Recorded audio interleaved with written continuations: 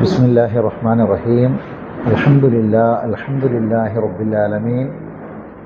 വസ്സലാത്തു വസ്സലാമു അലാ അഷ്റഫിൽ അംബിയാഇ വൽ മുർസലീൻ നബിയിനാ മുഹമ്മദിൻ വഅലാ ആലിഹി വഅസ്ഹാബിഹി അജ്മഈൻ. അമ്മാ ബഅദ്. അൻആമുകളിലുള്ള ഇബ്റത്ത് എന്താണ് എന്നതാണ് നമ്മൾ പഠിച്ചു വരുന്നത്. കന്നുകാലികളിൽ നമുക്കുള്ള ഇബ്റത്ത്. ഇന്ന ലക്കും ഫിൽ അൻആമി ലഇബ്റ, ഇതാണ് നമ്മൾ ഏതാനും ക്ലാസ്സുകളിലായി പഠിച്ചു വരുന്നത്. അപ്പോൾ എന്തിനാണ് ഈ കന്നുകാലികളെക്കുറിച്ച് അള്ളാഹു പറയുന്നത് എന്നുള്ളതാണ് നമ്മൾ പഠിക്കുന്നത്. കന്നുകാലികൾക്ക് വേദത്തിൻ്റെ ആവശ്യമില്ല. പോത്തിനോട് വേദം ഓതിയിട്ട് കാര്യമില്ലല്ലോ. കന്നുകാലികൾക്ക് വേദത്തിൻ്റെ ആവശ്യമില്ല. പിന്നെ വേദമാർക്കാണ്? വേദഗ്രന്ഥം മനുഷ്യനാണ്. അപ്പോൾ കന്നുകാലികളെ അള്ളാഹു സൃഷ്ടിച്ചത് മനുഷ്യർക്ക് ഉപകാരത്തിന് വേണ്ടിയാണ്, പ്രയോജനത്തിന് വേണ്ടിയാണ്. ആ പ്രയോജനങ്ങൾ ഓരോന്നും അള്ളാഹു ഖുർആനിൽ പല ഭാഗത്തായി എടുത്ത് പറഞ്ഞിട്ടുണ്ട്. അത് പലതും നമ്മൾ കഴിഞ്ഞ ക്ലാസ്സുകളിലൊക്കെ നമ്മൾ നോക്കി കണ്ടതാണ്. ഇനി ഇന്ന് നമുക്ക് നോക്കാനുള്ളത് സൂറത്ത് അറാഫിലെ ആദ്യത്തെ 7 ആയത്തുകളാണ്. 7-ാം അധ്യായത്തിലെ അറാഫല്ല, പിന്നെ സുമർ, സൂറത്ത് സുമറിലെ ആദ്യത്തെ 7 ആയത്ത്, 39-ാം അധ്യായം. 39-ാം അധ്യായം സൂറത്ത് സുമറിലെ 1 മുതൽ 7 വരെയുള്ള ആയത്തുകൾ. 39-ൽ 1 മുതൽ 7 വരെ.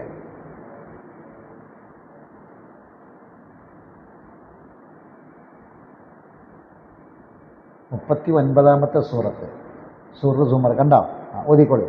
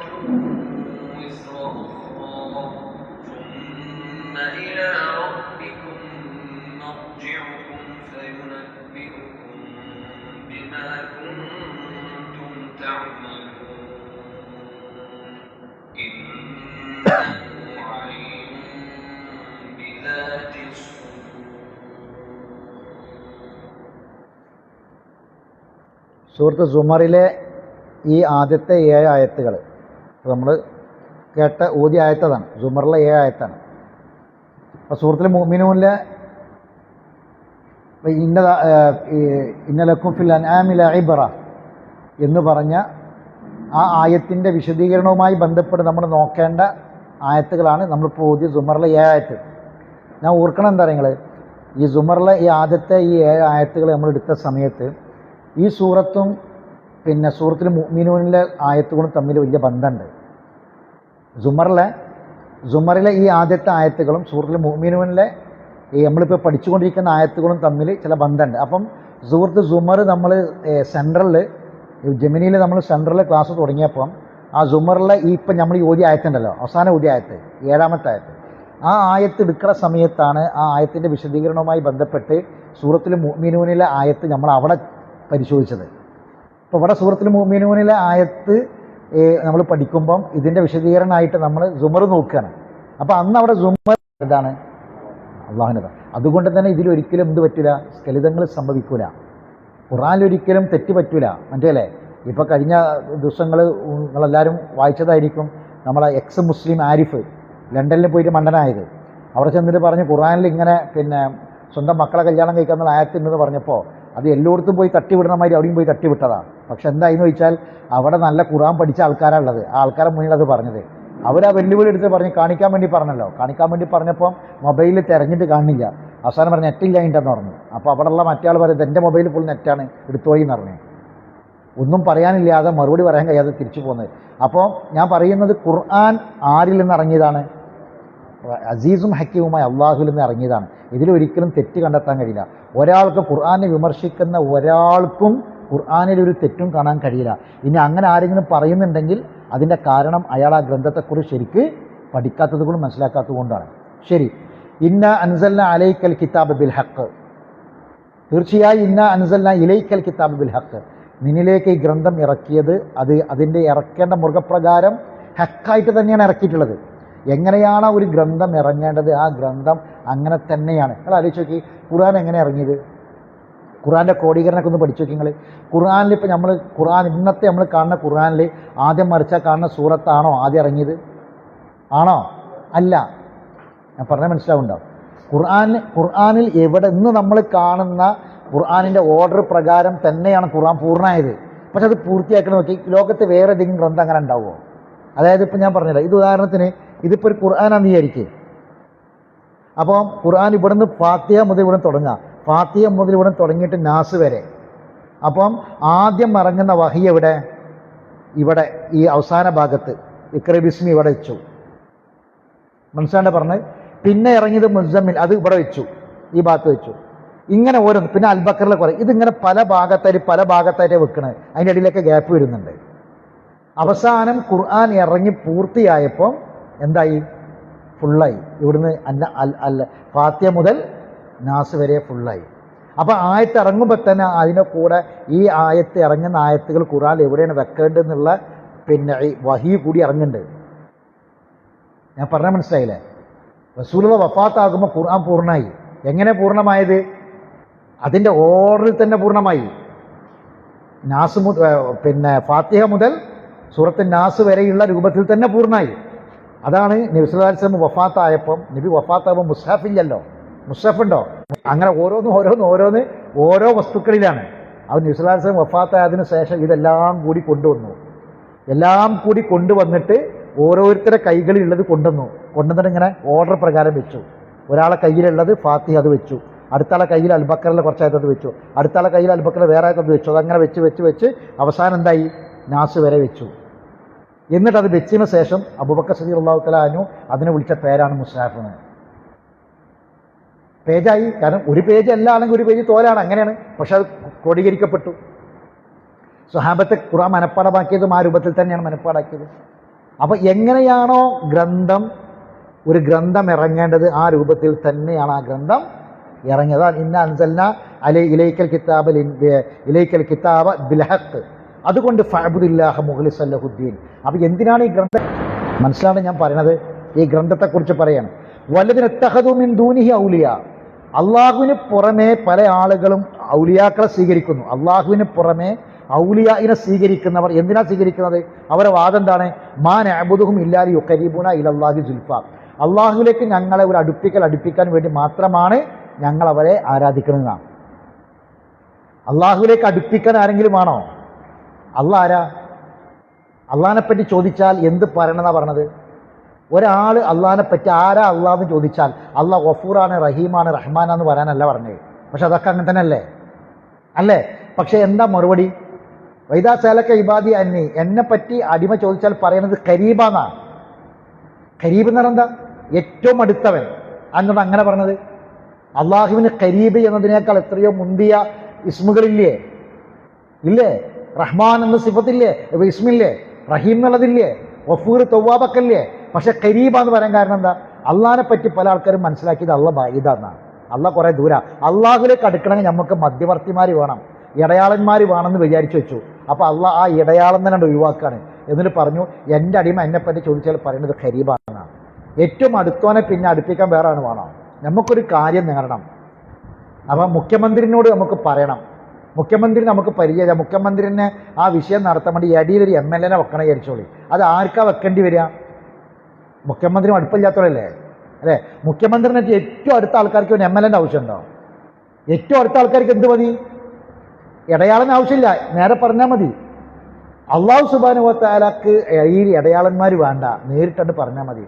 എൻ്റെ റബ്ബേന്ന് നമ്മൾ സങ്കടത്തോടെ വിളിച്ചാൽ ആ വിളി കേൾക്കും റബ്ബ്. ഇന്ന റബ്ബി സമീഉൻ ഖരീബുൻ മുജീബൻ. എൻ്റെ റബ്ബ് ആരാണ്? പ്രാർത്ഥന കേൾക്കുന്നവനാണ്, വിളിച്ച വിളി കേൾക്കുന്നവനാണ്, ഉത്തരം ചെയ്യുന്നവനാണ്, ഏറ്റവും അടുത്തുള്ളവനാണ്. ഒന്നും വേണ്ട. നമ്മൾ ഇനി നോക്കി നിങ്ങൾ അള്ളാഹ് പറഞ്ഞത്, എത്ര കുറ്റങ്ങളും തെറ്റുകളും ചെയ്യുന്ന ആളാണെങ്കിൽ പോലും അള്ളാഹിനെ വിളിച്ചാൽ അള്ളാഹ് തട്ടൂല എന്നാണ്. ഖുൽ യാ ഇബാദിയല്ലദീന അസ്റഫു അലാ അൻഫുസിഹിം ലാ തഖ്നതു മിർ റഹ്മത്തില്ലാ. നിങ്ങൾ തെറ്റുകൾ ധാരാളം തെറ്റ് ചെയ്യുന്നവരാന്ന് വിചാരിച്ചാലും അള്ളാഹുവിനെ നിങ്ങൾ അള്ളാഹുടെ മനസ്സറിഞ്ഞ് വിളിച്ചാൽ, ഓ എന്നോട് കുറെ തെറ്റ് ചെയ്തവനല്ലേ എന്ന് വിചാരിച്ചിട്ട് അള്ളാഹ് കേൾക്കാതിരിക്കൂലാണ്. മനസ്സിലാണ്ട് ഞാൻ പറഞ്ഞത്? നമ്മൾ അള്ളാഹുടെ മനസ്സറിഞ്ഞെന്ന് വിളിച്ചാൽ, വിളിക്കേണ്ട രൂപത്തിൽ വിളിച്ചാൽ അള്ളാഹു തആല ആ വിളി കേൾക്കാതിരിക്കൂല, വിളിക്ക് ഉത്തരം നൽകാതിരിക്കൂല. അങ്ങനെ വിളിക്കാൻ നമുക്ക് പറ്റണം എന്നുള്ളതാണ്. അതാണ് അലാ ലില്ലാഹി ദീനുൽ ഖാലിസ് വലദിന ഇത്തഖദു മിൻ ദൂനിഹി ഔലിയാ മാ നഅബുദുഹും ഇല്ലാ ലിയുഖരിബൂന ഇലല്ലാഹി സുൽഫാ ഇന്നല്ലാഹ യഹ്കുമു ബൈനഹും ഫീമാ ഹും ഫീഹി യഖ്തലിഫൂൻ. അവർക്കിടയിൽ ഭിന്നിച്ച വിഷയത്തിൽ അള്ളാഹുവിനെ വിധി കൽപ്പിക്കുക. ഇന്നല്ലാഹ ലാ യഹ്ദി മൻ ഹുവ കാദിബുൻ കഫാർ. ഒരു കള്ളനെയും ഒരു കഫാറിനെയും അള്ളാഹു ഒരിക്കലും എന്താക്കൂല, ഹിദായത്തിലാക്കൂല എന്ന് പറഞ്ഞാൽ അവർക്ക് സ്വർഗം എന്ന ഹിദായത്ത് കിട്ടൂല എന്നർത്ഥം. ലൗ അറാദല്ലാഹു അൻ യത്തഖിദ വലദൻ. അള്ളാഹ് ഒരു സന്താനത്തെ സ്വീകരിക്കാൻ ഉദ്ദേശിച്ചിരുന്നുവെങ്കിൽ ലസ്തഫ മിമ്മ യഖ്ലുഖു മാ യശാ. അള്ളാഹ് സൃഷ്ടിച്ചതിൽ നിന്ന് അള്ളാഹ്ക്ക് ഇഷ്ടമുള്ളവർക്ക് തിരഞ്ഞെടുക്കാം. എന്നാൽ സുബ്ഹാനഹു, അള്ളാഹ് അതിൽ നിന്ന് പരിശുദ്ധനാണ്. ഹുവല്ലാഹുൽ വാഹിദുൽ ഖഹാർ. അള്ളാഹു ഏകനും സർവാധിപതിയുമാണ്. എന്താ പറഞ്ഞത് മനസ്സിലായ? അള്ളാഹുവിലേക്ക് അടുക്കാൻ വേണ്ടി വേറെ ചില ആൾക്കാർ അള്ളാഹ്ക്ക് മക്കളുണ്ടാക്കി. അള്ളാഹുവിന് ദൈവത്തിന് പുത്രൻ പിറന്നു എന്ന് പറഞ്ഞത് എന്തിനാ? ഈസാ നബിയെ ദൈവപുത്രനാക്കിയത് എന്തിനാ? ക്രിസ്ത്യാനികൾ അള്ളാഹുവിലേക്ക് അടുപ്പിക്കാനാണ്. അള്ളാഹുവിലേക്ക് അടുപ്പിക്കാനുള്ള മാർഗം. ഞങ്ങളെ എല്ലാ തെറ്റും ആര് ഏറ്റെടുത്തു? ഈസാ നബി ഏറ്റെടുത്തു, യേശുക്രിസ്തു ഏറ്റെടുത്തു.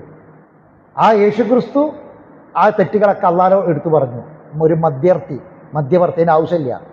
നമ്മളെ തെറ്റെന്ത് ചെയ്യേണ്ട, ആരും ഇടയാളന്മാരായി ഏറ്റെടുക്കേണ്ട കാര്യമില്ല. അതിനുവേണ്ടി ഒരു സംവിധാനം ഉണ്ടാക്കും വേണ്ട, അള്ളാഹ്ക്ക് മക്കളുണ്ടെന്ന വാദം കൊണ്ടുവരുന്നു വേണ്ട.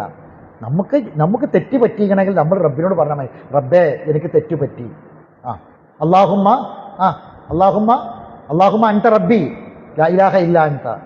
അള്ളാഹുവേ നീയാണ് എൻ്റെ റബ്ബ്, നീ അല്ലാതെ ആരാധ്യനില്ല. ഖലഖ്തനി, നീയല്ല എന്നെ പഠിച്ചത്. എത്ര അധികാര പഠിച്ചത് തന്നത്? സയ്യിദുൽ ഇസ്തിഗ്ഫാർ. അത് സയ്യിദുൽ ഇസ്തിഗ്ഫാർ, ഇസ്തിഗ്ഫാറിന്റെ നേതാവ്. ഇവിടെ ഒന്ന് ആലോചിച്ചോക്കി, നീയല്ല എന്നെ പഠിച്ച. എത്ര ധൈര്യത്തിലാണ്. ആ ധൈര്യം ഉള്ളവർക്ക് അത് പറയാൻ പറ്റുള്ളൂ. ഒരു അള്ളാഹ് തന്നൊരു നമുക്കൊരു ഈമാനികമായ ധൈര്യമുണ്ട്. ചില വാക്കുകൾ അങ്ങനെ. ഇപ്പം ഇന്നിപ്പം നമ്മളെ നസീർക്കൻ്റെ ഒരു മെസ്സേജ് ഉണ്ടായിരുന്നു. നസീർക്ക് ഈ വാപ്പയും കൂടി ഇങ്ങനെ പോകുമ്പോൾ ഖബർസ്ഥാനിൽ കബർ കളക്കണ ആളെ കണ്ടപ്പോൾ നസീർക്കൻ്റെ വാപ്പ പിന്നെ കബർ കളക്കണ ആളെ വിളിച്ചിട്ട് പറഞ്ഞുതരാ, ഇതൊക്കെ ഒരു കബർ റെഡിയാക്കിക്കോട്ടോ എന്ന്. ഇന്നുണ്ടായ സംഭവമാണ്. ഒരു കബർ റെഡിയാക്കിക്കോ, എൻ്റെ അപ്പാൻ്റെയും കബർ അവരോടുണ്ട്, ആ കബർ ഒന്ന് മാന്തി വെക്ക്, അയക്ക് എന്നെ വെക്കാൻ പറ്റുന്നുണ്ടെങ്കിൽ കൈ വെക്കുക, ഇല്ലെങ്കിൽ തൊട്ടപ്പുറത്ത് വേറെ കബർ ഉണ്ടാക്കിക്കോന്ന് വാപ്പ പറഞ്ഞു എന്ന്. അപ്പോൾ അത് പറയാൻ ആർക്കാ പറ്റുമെന്നറിയാം. ജീവിതത്തിൽ ഒരു കളങ്കില്ലാത്തവരൊക്കെ പറയാൻ പറ്റുള്ളൂ. ഞാൻ അള്ളാഹിനോട് ഒരു തെറ്റും ചെയ്തിട്ടില്ല, ഞാൻ അള്ളാഹുവിനോട് ഒരാൾ ഞാൻ ചതിച്ചിട്ടില്ല, പറ്റിച്ചിട്ടില്ല, വഞ്ചിച്ചിട്ടില്ല, ഞാൻ റബ്ബിൻ്റെ അടുക്കലേക്ക് പോകാൻ തയ്യാറാണ്. ആ ഒരു ക്ലിയർ ബോധമുള്ളവർക്ക് അത് പറയാൻ പറ്റുള്ളൂ. നമുക്കാർക്കും പറയാൻ പറ്റും. നമുക്ക് കബറിന്ന് കേൾക്കുമ്പോൾ തന്നെ പേടിയല്ലേ? ഒരു കബർ വിളിക്കുന്ന ആൾക്കാർ വിളിച്ചിട്ട് കബർ കിട്ടിക്കോ, ഞാൻ വരാൻ റെഡിയാന്ന് പറയണമെങ്കിൽ അതിന് അള്ളാഹിൻ്റെ അടുക്കലേക്ക് ഞാൻ പോകാൻ റെഡിയാണ്, എനിക്കതിന് തയ്യാറാണ്, എനിക്ക് എൻ്റെ റബ്ബ് പുറത്ത് തരാൻ പറ്റാത്ത വിധം തെറ്റൊന്നും ഞാൻ ചെയ്തിട്ടില്ല എന്ന് ഉറപ്പ് വരുന്നവർക്ക് മാത്രമേ പറയാൻ പറ്റുള്ളൂ. ഇതാണ് അല്ലാഹുമ്മ അൻത റബ്ബി. പടച്ചോനെ നീയല്ലേ എൻ്റെ റബ്ബ്, നീയല്ല എന്നെ സൃഷ്ടിച്ചത്. അല്ലാഹുമ്മ അൻത റബ്ബി ലാ ഇലാഹ ഇല്ലാ അൻത ഖലഖ്തനി അന അബ്ദുക്. പടച്ചോനെ നിന്റെ അടിമല്ല ഞാൻ, എന്നെ ശിക്ഷിക്കോ, നിന്റെ അടിമല്ല പടച്ചോനെ, അന അബ്ദുക് വ അന ലാ അഅദിക വ വഅദിക മസ്തതഅത്. എന്നെ കൊണ്ട് കഴിയുന്ന വിധം നിന്നോടുള്ള കരാറും വാഗ്ദാനങ്ങളും ഞാൻ പാലിക്കേണ്ട റബ്ബേ, എന്നെ കൊണ്ട് കഴിയുന്ന വിധം ഞാൻ നന്നായി ജീവിക്കുന്നുണ്ട്. നോക്കി നിങ്ങൾ ആ വാക്കുകൾ നോക്കി. സയ്യിദുൽ ഇസ്തിഗ്ഫാറിന്റെ വാക്കാ ഇത്. രാവിലെ ഒരാൾ പറഞ്ഞാൽ വൈകുന്നേരം മരിക്കുകയാണെങ്കിൽ അയാൾക്ക് സ്വർഗ്ഗം ഉറപ്പെന്നാണ്. രാത്രി ഒരാൾ കിടക്കുമെന്ന് പറഞ്ഞിട്ട് നേരം പുലർന്നിടക്ക് മരിക്കുകയാണെങ്കിൽ അയാൾക്ക് സ്വർഗ്ഗം ഉറപ്പാ. അബൂലക ബി നിഅമതിക അലയ്യ, എനിക്ക് തന്ന നിഅമത്ത് മുഴുവൻ ഞാൻ ഏറ്റു പറയാണ്. പടച്ചോനെ, നീ തന്ന നിഅമത്ത്, എൻ്റെ സ്ഥാപനങ്ങൾ, എൻ്റെ മക്കൾ, എൻ്റെ വീട്, എൻ്റെ കുടുംബം, എൻ്റെ ആരോഗ്യം, എത്രയും കൊല്ലം ഞാൻ ജീവിച്ചില്ല പടച്ചോനെ, ഇത്രയും ആയുസ് തന്നില്ലേ, എനിക്ക് തന്ന നിഅമത്തല്ലേ, ഞാൻ ഏറ്റു പറയാണ്. അബൂഹു ബി നിഅമതിക അബൂഹു ബി ദംബി, എൻ്റെ കുറ്റങ്ങൾ ഞാൻ ഏറ്റു പറയാണ്. വന്നു പോയിട്ടുണ്ട്, ചെറിയ ചെറിയ തെറ്റുകളും ഒക്കെ വന്നു പോയിട്ട്. റബ്ബേ, എനിക്ക് പുറത്തുണ്ട, ഫഗ്ഫിർലി, പുറത്തുണ്ട. ഫഇന്നഹു ലാ യഗ്ഫിറു ദുനൂബ ഇല്ലാ അൻത, നീ അല്ലാതെ വേറെ ആരാ എനിക്ക് പുറത്തുതരാനുള്ളത്? ആ വാക്ക് നോക്കി നിങ്ങൾ, ആ ശൈലി നോക്കി, നീ അല്ലാതെ എൻ്റെ പാവം പൊറുക്കാൻ റബ്ബേ വേറെ ആരാ എനിക്കുള്ളത്? നിന്നോടല്ലാതെ ഞാൻ വേറെ ആരോടാ പറയാം? ഞാൻ പറഞ്ഞ മനസ്സിലായില്ലേ? അപ്പൊ തെറ്റുകളും കുറ്റങ്ങളും ആരോട് പറയാ? അള്ളാഹുവിനോട് പറയാ. അതാണ് ലൗ അറാദല്ലാഹു അൻ യത്തഖിദ വലദൻ ലസ്തഫ മിമ്മ യഖ്ലുഖു മാ യശാ സുബ്ഹാനഹു ഹുവല്ലാഹുൽ വാഹിദുൽ ഖഹാർ ഖലഖ സമാവാതി വൽ അർള ബിൽ ഹഖ്, ആകാശഭൂമികളെ അള്ളാഹ് അതിന്റെ മുറപ്രകാരം സൃഷ്ടിച്ചു. യുകവ്വിറുൽ ലൈല അലൻ നഹാർ വ യുകവ്വിറുൻ നഹാറ അലൽ ലൈൽ. എന്താ തക്വീർ?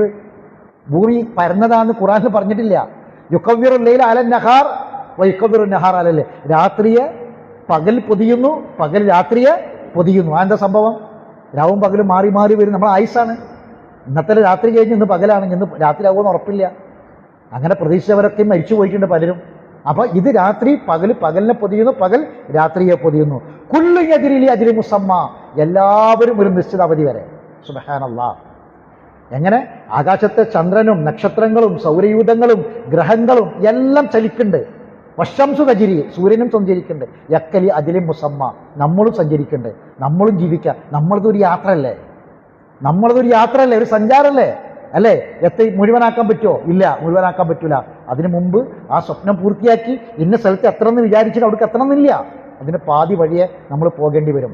കുല്ലു യജ്രി ലി അജ്ലിൻ മുസമ്മ അലാ ഹുവൽ അസീസുൽ ഗഫാർ, അറിയണം അല്ലാഹ് പ്രതാപിയും ഏറെ പൊറുക്കുന്നവനുമാണ്. ഖലഖക്കും മിൻ നഫ്സിൻ വാഹിദ, ഒരാത്മാവിൽ നിന്ന് നിങ്ങളെ സൃഷ്ടിച്ചു. തുമ്മ ജഅല മിൻഹാ സൗജഹ, പിന്നെ അതിനെ അണ ഉണ്ടാക്കി. എന്താ? നമ്മളെ കല്യാണം, നമ്മളെ കുടുംബം, നമ്മളെ ജീവിതം, നമ്മളെ മക്കള്, നമ്മളെ വീട് ഓർമ്മപ്പെടുത്താണ്. എന്താ? ഇവിടെ അങ്ങനെ ജീവിക്കുന്നുണ്ട്, ഇനി നമ്മൾ മരിച്ചു പോകും, നമ്മളെ ഭാര്യനെ വിട്ടു പോകും. ഞാൻ മരിച്ചാൽ എൻ്റെ ഭാര്യ തൊലാക്ക് ചൊല്ലി മുത്തല്ലക്കത്തായി, എൻ്റെ ഭാര്യ മുത്തല്ലക്കത്തായി, ഞാൻ മരിച്ചു, തൊലാക്കലിൻ്റെ ആവശ്യമില്ല. മരണത്തോടു കൂടി ഭാര്യ ഭർത്ത ബന്ധം മുറിഞ്ഞു. 4 മാസം 10 ദിവസം കഴിഞ്ഞാൽ എൻ്റെ ഭാര്യയ്ക്ക് വേറൊരാൾ വിവാഹം ചെയ്യാം. ഞാൻ പറഞ്ഞ മനസ്സിലായില്ലേ? മരണത്തോടു കൂടി വാപ്പ മക്കൾ എല്ലാ ബന്ധം മുറിഞ്ഞു. വാപ്പയും മക്കൾ നമ്മളെ മരണത്തോടു കൂടി മുറിഞ്ഞു, പിന്നെ കേവലം മയ്യത്തായിട്ട് മാറി. ഞാൻ പറഞ്ഞ മനസ്സിലായോ? ഇത് അള്ളാഹ് ഓർമ്മപ്പെടുത്തുകയാണ്. ഇതാണ് ജീവിതം എന്ന് പറഞ്ഞാൽ. എന്നിട്ട് അള്ളാഹ് ഓർമ്മപ്പെടുത്തുകയാണ്, വഅൻസല ലക്കും മിനൽ അൻആമി സമാഅൻ, അടി കൊണ്ടുവന്നിട്ട അൻആമിനെ വെക്കുന്നത് ശ്രദ്ധിക്കണം.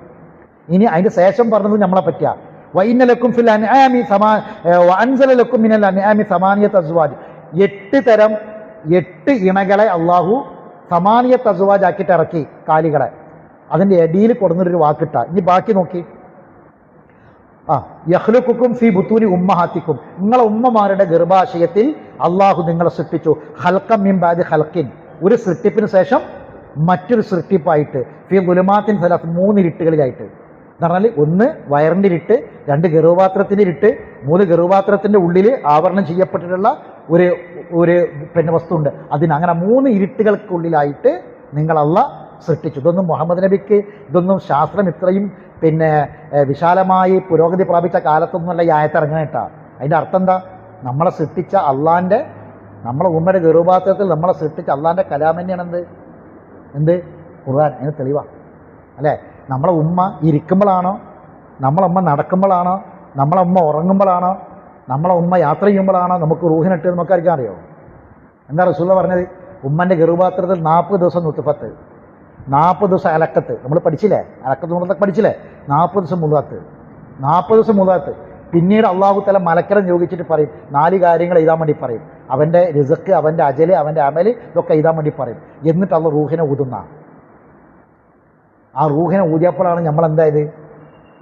നമ്മളായത്, ജീവൻ വെച്ചത്. റൂഹിനിട്ടപ്പം ആ മാംസപിണ്ഡത്തിലേക്കാണ് എന്തിനിട്ടത്? റൂഹിനിട്ടത്. മനസ്സിലായില്ലേ പറഞ്ഞത്? ഡേറ്റ് അറിയോ?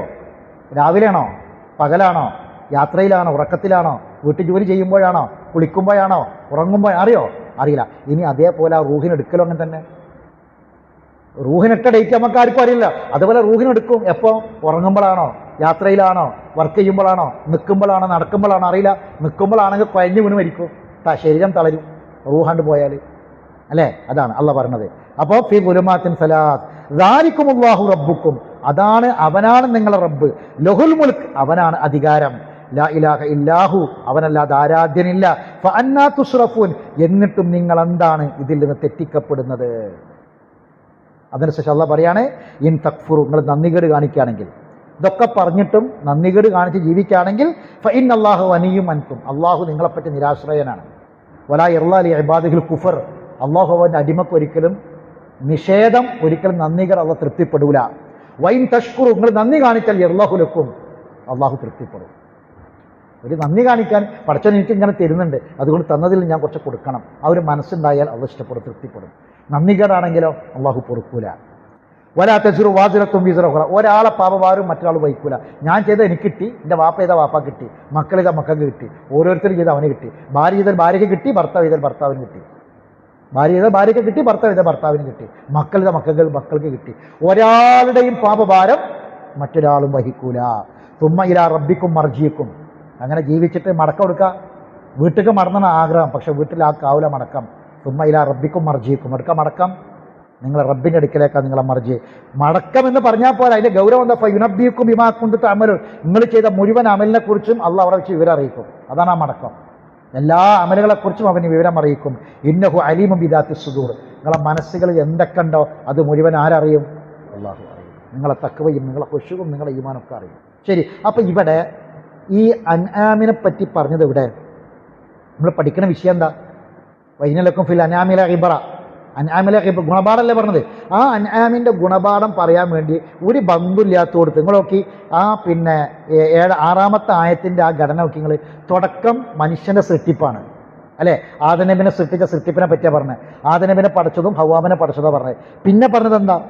നമ്മളെ ഉമ്മയുടെ ഗർഭപാത്രത്തിൽ നമ്മൾ കുഞ്ഞായി വളരണ ആ രീതിയെക്കുറിച്ചാണ് പറഞ്ഞത്. അതിൻ്റെ അടിയിൽ കൊണ്ടുവന്ന് വെച്ചുകൊണ്ട് അൻആമിന എന്തിനാ? നാക്കാലികൾക്കും കുഞ്ഞുങ്ങൾ ജനിക്കുന്നു, നാക്കാലികൾക്കും കുഞ്ഞുങ്ങൾ ജനിക്കുന്നു. 8 തരം നാക്കാലികൾ അള്ളാഹ് ഇറക്കി തന്നിട്ടുണ്ട്. പക്ഷെ മനുഷ്യ, നിന്റെ സൃഷ്ടിപ്പിലൊരു പ്രത്യേകത ഉണ്ട്. നീ ആ നാക്കാലികളെപ്പോലെ ജീവിക്കേണ്ടവനല്ല, കന്നുകാലികളെപ്പോലെ ജീവിക്കേണ്ടവനല്ല. ബുദ്ധി ഉപയോഗിക്കണം. ആ ബുദ്ധി ഉപയോഗിക്കേണ്ട ഈ ഗ്രന്ഥം പഠിക്കണം. മനുഷ്യനും മൃഗങ്ങളും തമ്മിലെ ഏറ്റവും വലിയ വ്യത്യാസം എന്താണ്? മനുഷ്യൻ വേദഗ്രന്ഥം പഠിക്കും, മൃഗത്തിന് വേദഗ്രന്ഥത്തിൻ്റെ ആവശ്യമില്ല. അതുകൊണ്ട് വേദഗ്രന്ഥം പഠിക്കാത്ത മനുഷ്യൻ ആരമാരിയായി? നിങ്ങൾക്ക് മനസ്സിലായില്ല. മനുഷ്യനും കന്നുകാലികളും തമ്മിലെ വ്യത്യാസം, കന്നുകാലികൾക്ക് വേദഗ്രന്ഥത്തിൻ്റെ ആവശ്യമില്ല. പിന്നെ വേദഗ്രന്ഥം ആർക്ക്?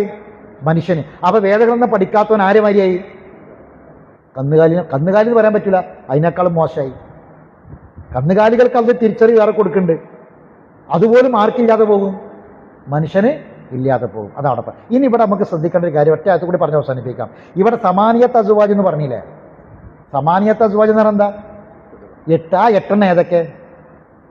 ആ 8 ഏതാണെന്ന് സൂറത്ത് അൻആമിൽ അള്ളാഹ് പറയുന്നുണ്ട്. അപ്പോൾ അതുകൂടി നോക്കിയിട്ട് അവസാനിപ്പിക്കാം. സൂറത്ത് അൻആം മറിച്ചോളി. അൻആമിലെ 142 മുതലുള്ള ആയത്ത് വായിക്ക്. 6-ാം അധ്യായം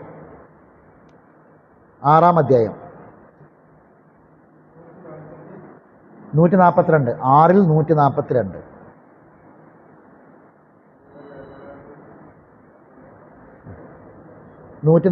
മുതൽ സൂറത്ത് അൻആം 6-ാം അധ്യായം ഓതിക്കോളി.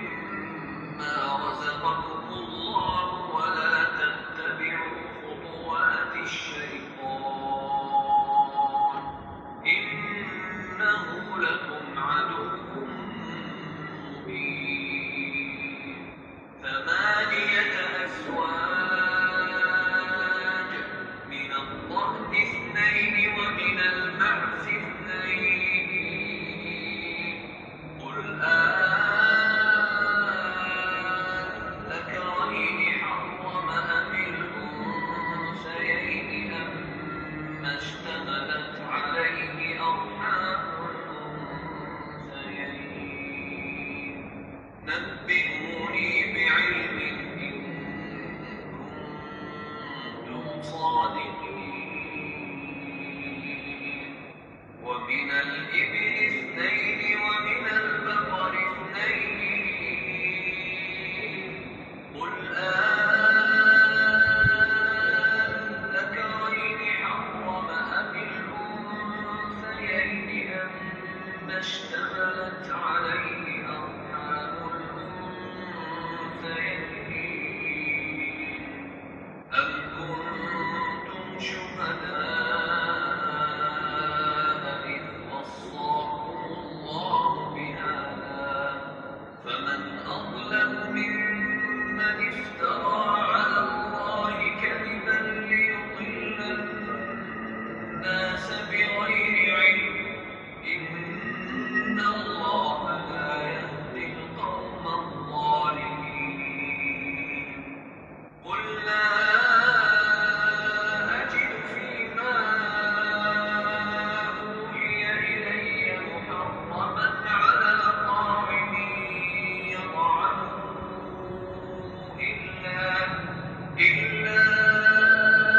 أن يكون ميتة أو دما مسفوحا أو لحم خنزير فإنه رجس أو فسقا أهل لغير الله به فمن اضطر غير باغ ولا عاد فإن ربك غفور رحيم. അപ്പം മനുഷ്യൻ്റെ ഉപയോഗങ്ങൾക്കും ആവശ്യങ്ങൾക്കും വേണ്ടിയാണ് അള്ളാഹു കന്നുകാലികളെ സൃഷ്ടിച്ചത്. അപ്പം അതുമായി ബന്ധപ്പെട്ട ആയത്താണ് പിന്നെ വമിനൽ അൻആമി ഹമൂലത്തം വഫർഷ, കാലികളിൽ നിന്ന് നിങ്ങൾക്ക് ഭാരം ചുമക്കുന്നവയും അറുത്തു ഭക്ഷിക്കാനുള്ളതും സൃഷ്ടിച്ചു. ഭാരം ചുമക്കുന്നതുണ്ട്. അപ്പം കഴുത ഭാരം ചുമക്കും, അറുത്തുന്നാൻ പറ്റുമോ? അറുത്തുന്നാൻ പറ്റുമോ? ഇല്ല. അപ്പം ഭാരം ചുമക്കുന്നവയുമുണ്ട്, അറുത്ത് തിന്നാൻ പറ്റിയുണ്ട്. കുലു മിമ്മാ റസഖക്കുമുള്ള, അള്ളാഹ് നിങ്ങൾക്ക് തന്നിൽ നിങ്ങൾ തിന്നോളി. വലാ തത്തബിയ ഖുത്വാത്തി ഷെയ്ത്താൻ, ഷെയ്ത്താൻ്റെ കാൽപ്പാടുകളെ നിങ്ങൾ പിൻപറ്റരുത്. ഇന്നഹുലക്കും അദുവ്വു മുബീൻ, അവൻ നിങ്ങൾക്ക് വ്യക്തമായ ശത്രുവാണ്. സമാനിയത്ത അസുവാജിൻ, നമ്മൾ നേരത്തെ സുമറിൽ വായിച്ചത് എന്താണ്? സമാനിയത്ത് അസുവാജ്, 8 ഇണകൾ എന്ന് പറഞ്ഞില്ലേ, അത് വീണ്ടും ഇവിടെ ആവർത്തിക്കാം. ആ 8 ഇണകൾ എന്ന് അവിടെ പറഞ്ഞു അള്ളാഹ് ഇറക്കി തന്ന അത് ഏതൊക്കെയാണ്?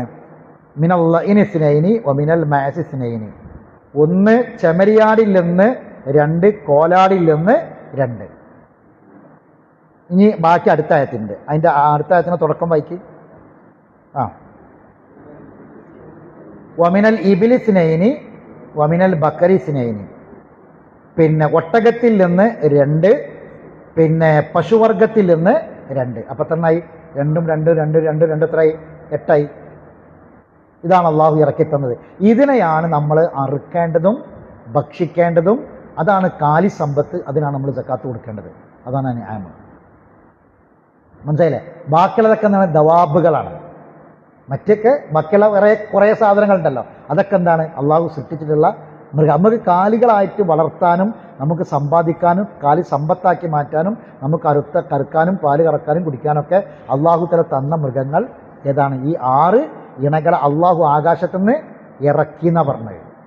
അപ്പം പിന്നെ ആട്ടും കുട്ടിയാണോ ഉണ്ടായത്, ആടാണോ അതുണ്ടായത്, കോഴി മുട്ടയാണോ ഉണ്ടായത്, കോഴി ഉണ്ടായത് ആലോചിക്കണ്ട, അള്ളാഹ് ഇറക്കിയതാണ്. എന്താണ്?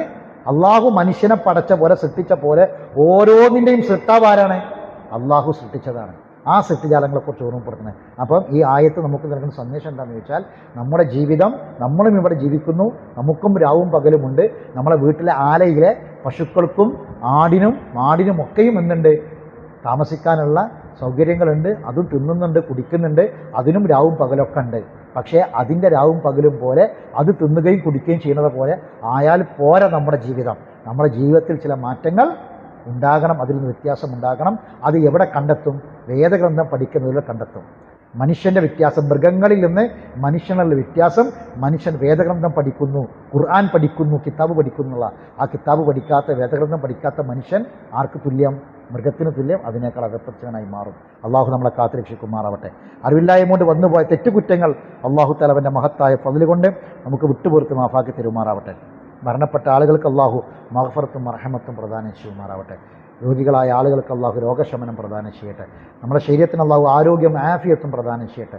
നമ്മളെ കുടുംബത്തിൽ അള്ളാഹു മനസ്സമാധാനം പ്രദാനം ചെയ്യട്ടെ. നമ്മളെ മക്കൾ അള്ളാഹു സ്വാലിഹായ മക്കളാക്കി തീർക്കട്ടെ. അള്ളാഹു സുബ്ഹാനഹു വ തആല നമ്മളെ നാളെ ജന്നാത്തുൽ ഫിർദൗസിൽ സന്തോഷത്തോടു കൂടി ഒരുമിച്ച് കൂട്ടുമാറാവട്ടെ. ഈമാനോടുകൂടി തഖ്വയോടുകൂടി ജീവിച്ച് ലാ ഇലാഹ ഇല്ലല്ലാഹ് എന്ന കലിമ ചൊല്ലി മരിക്കാൻ സൗഭാഗ്യം കിട്ടുന്ന ആളുകളിൽ അള്ളാഹു നമ്മളെ എല്ലാവരെയും ഉൾപ്പെടുത്തി അനുഗ്രഹിക്കുമാറാവട്ടെ. നമ്മളെ കച്ചവടത്തിലും നമ്മളെ ഏർപ്പാടുകളിലും നമ്മുടെ ബിസിനസ്സിലും എല്ലാം അള്ളാഹു നിഅമത്തും ബർക്കത്തും പ്രദാനം ചെയ്യുമാറാവട്ടെ. റബ്ബനാ തഖബ്ബൽ മിന്നാ ഇന്നക അൻതസ് സമീഉൽ അലീം വതുബ് അലൈനാ ഇന്നക അൻതത് തവ്വാബുർ റഹീം വആഖിറു ദഅവാനാ അനിൽ ഹംദുലില്ലാഹി റബ്ബിൽ ആലമീൻ. സുബ്ഹാനകല്ലാഹുമ്മ വബിഹംദിക അഷ്ഹദു അൻ ലാ ഇലാഹ ഇല്ലാ അൻത അസ്തഗ്ഫിറുക വഅതൂബു ഇലൈക്.